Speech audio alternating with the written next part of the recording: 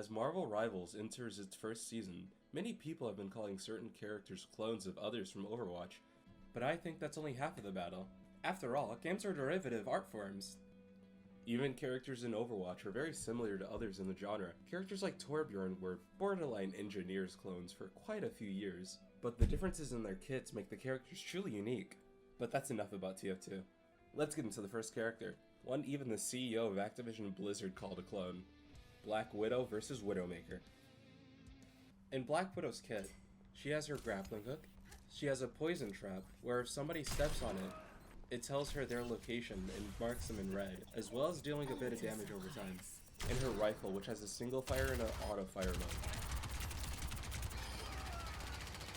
I don't know the exact damage the AR does and a full headshot sniper does, but it does about enough to kill any squishies on the field. Any of your DPS or healers would basically be insta-headshotted by Widowmaker, as well as her grappling hook and her deadly range. Widowmaker could be basically camping on the back of their spawn while getting constant headshots, which makes for a very unfun kit to work against, especially with her poison mine, which makes flanking her pretty much impossible. It borderline depends on where you're shooting from, as well as her AR giving her a chance to shoot back if you even get close. She's a very hard character to deal with. Her ult lets her see through walls. It's not the strongest thing, of course in lobby, but in a real game, this is just like fighting someone with wall hacks. You can't really do anything against it. It is an ult, of course. They are usually pretty strong, and this one is just an example of just how overtuned they are.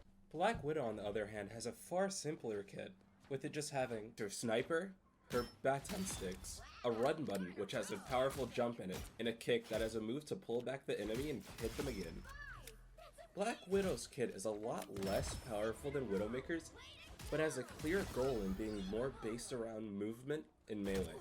Unlike Widowmaker, Black Widow can't one-shot headshot, even the squishiest of characters. Any DPS or healers would take 2 shots with headshots, with Black Widow being a pretty easy character to flank as well. She doesn't really have anything to stop you. If you're near her, at most, she has her melee, which does about a bit more than the basic melee. Black Widow's ult is her Plasma Burst, which deals a fair amount of damage, but its main perk is its range.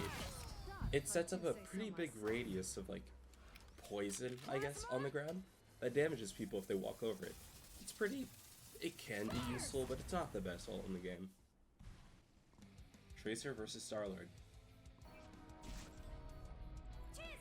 Tracer's kit is a very interesting one. She uses her dashes to get up close and far away from enemies. She has 3 dashes, which she can use to dash any direction, back, forwards, left, right. It doesn't really have any restrictions. Tracer also has an ability to go back in time, which gives her back her ammo and her health. And Tracer's ult is a bomb that she places. It has a pretty decent range, but it effectively insta-kills most characters. Compared to Tracer, Star-Lord has a much more vertical kit. With 40 bullets as well, they can kill basically most characters in the game, that aren't tanks of course, as well as having his primary ability. Allows him to dash through the air while going forward. It's pretty good. And it's a move which he can also double up with the secondary ability, which spins him in a circle shooting the enemies around him, which lasts for a pretty good amount of time. You can kill or get at least 75% of most healers' HP, as well as his movement ability, which reloads your guns and makes you invulnerable during it. It's pretty useful, honestly. It kind of makes his kit come together. You can also use his move during any other move, including his ultimate. Actually, speaking about his ultimate, it effectively gives him free flight and auto aim. It's really good, but like, not much to say about it. Junkrat versus Squirrel Girl. Junkrat is a very interesting and quite fun kit. He can shoot bombs that bounce off walls and floors that last about 2 seconds or so. Being able to place a trap in a mine, his mine can launch opponents and himself in the air. You can use it for some pretty good mid-air combos, well, at least if you can aim. Leading to like a really solid kit, but I feel like some things kinda go against each other. His trap is kinda out of place with how most people would want to play as Kit. Of course, some people would want to play around his trap, but like, it seems a bit in there just weirdly. And his ult is pretty solid, having a 10-second cooldown for a pretty good bomb with very good range, which seemingly insta-kills anything near it. But a pretty fun Kit overall. I like Junkrat as a character. Comparatively, Squirrel Girl has essentially the same bomb type, but instead of exploding after a few seconds, they explode after about 3 landings. With her alt fire, she can throw a giant acorn that stuns enemies, and is pretty useful, especially if you can actually aim, with her primary ability giving her a secondary use of any one of her abilities, which creates some really fun skill expression. Squirrel Girl also has a secondary ability. She uses her tail to jump up in the air and has pretty good hang time. Not much to say about it though. Squirrel Girl's ult is, well, the Squirrel Stampede, which is, it's not the best right now. It's kind of worthless. It deals essentially half your health, but it lasts pretty long on the field and can bounce off walls quite often. So, if you're in close corners, it can be useful, but not really much to be used. You can also pretty easily jump over it with most characters in the game. Pharah vs Iron Man. Pharah's Kit is central around her jetpack being able to float her in the air while she shoots down rockets at her enemies. She has a secondary jump that gives her extra fuel for her jetpack, as well as having a pretty long airtime with her jetpack, but it of course doesn't gain fuel back when you're midair. She also has a double jump, which she has an ability which gives her fuel back and launches her up into the air, kinda after her situation, as well as the double jump, which it's a double jump. It makes her move in a direction faster and doesn't really give her much air, but it's good for movement. As well as having a blast that's pretty good for knockback. It can quite easily knock enemies off the map, as well as not being quite useful for knocking you up into the air, but it's somewhat useful. As someone who doesn't play her, I don't really know. It doesn't seem that useful, but it could be. And her ult is pretty good. It can tear through shields, and it's a pretty good missile storm, dealing quite a lot of damage. People want to be led, I want to be in charge. Win-win.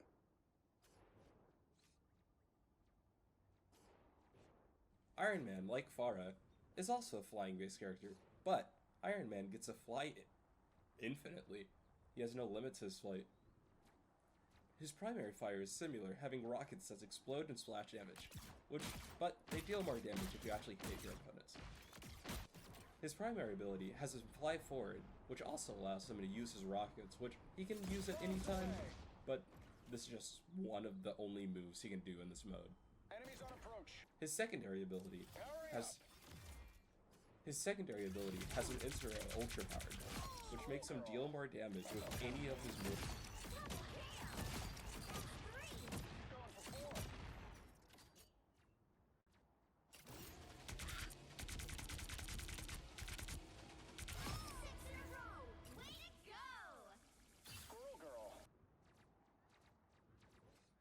Maximum pulse! What happens when you pick a fight with Proton? Going for 4. One step closer to saving the world.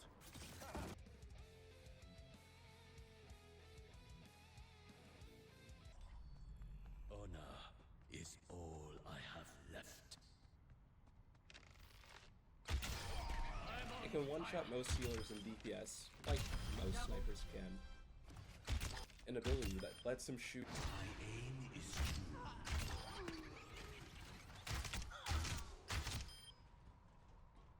These arrows also ricochet off walls. It's only one bounce though, so it's not the most useful, but a good Hanzo player might be able to do something with it.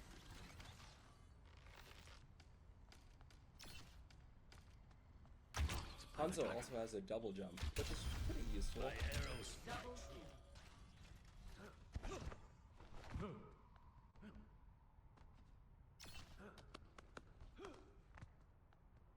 Ryuga wa 我が敵を食らう Dragon Bait 優が我が敵を食らう His arrow, pretty good. It has a bit before it activates, but...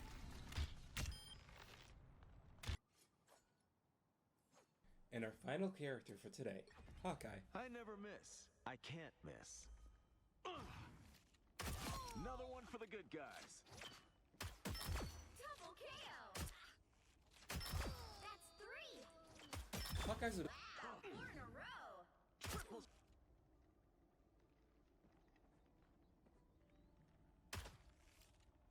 We got company. He has to be looking at his opponents to be able to charge the arrow, which...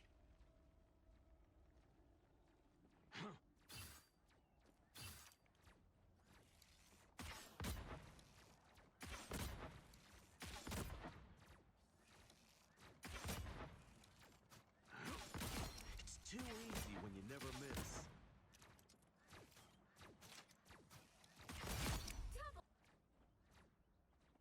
Punch in the hole.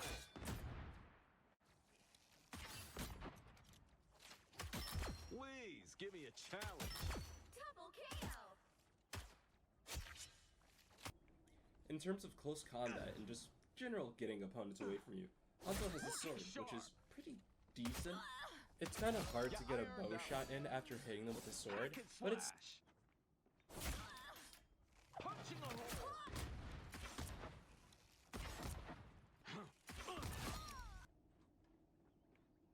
I never miss. It creates after images of a person behind them, and you can shoot those after images to deal...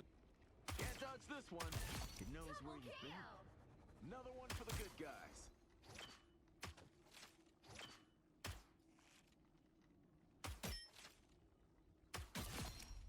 After looking through all the characters, Marvel Rivals definitely does take ideas from Overwatch.